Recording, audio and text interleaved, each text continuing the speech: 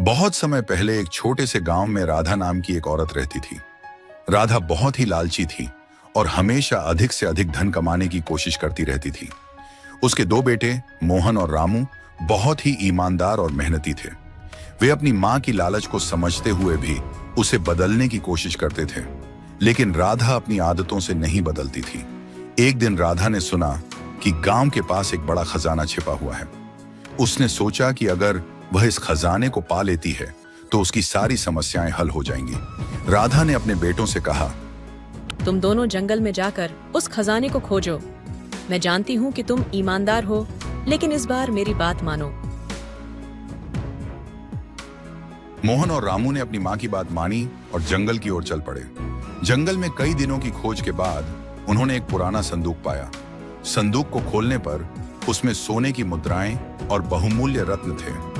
वे खुशी खुशी यह खजाना लेकर घर लौट आए। घर लौटकर उन्होंने अपनी मां को खजाना दिखाया।